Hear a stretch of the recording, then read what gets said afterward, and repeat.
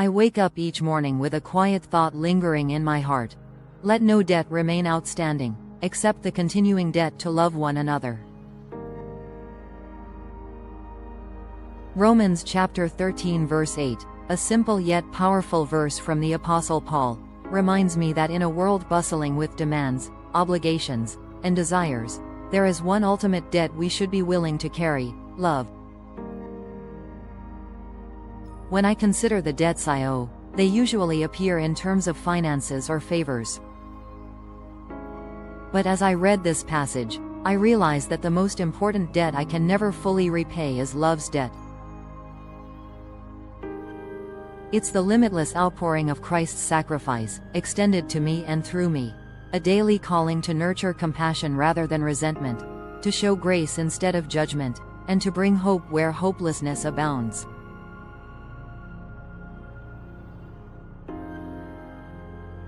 Sometimes, practicing this love starts with the smallest gestures. It might be a friendly greeting to the neighbor who rarely smiles back, or a phone call to a friend who has grown distant. When I take a moment to consider the weight of Christ's sacrifice, his endless well of forgiveness, I find new motivation to reach out in empathy, even when life feels hectic or my own burdens seem overwhelming.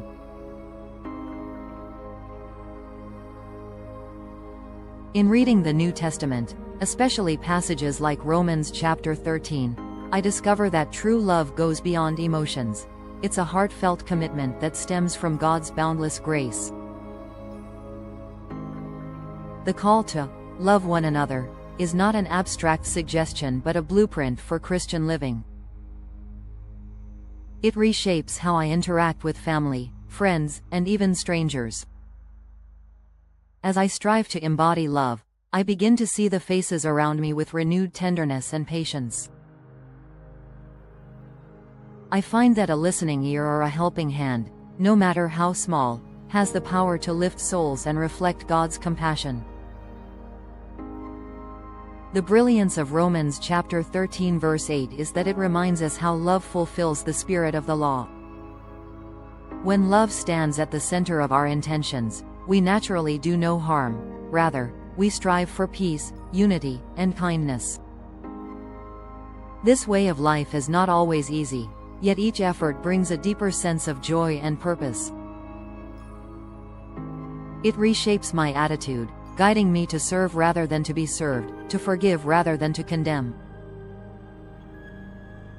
Day by day, I learn that paying the debt of love is less about guilt or obligation and more about gratitude, responding to the immeasurable grace God has shown me.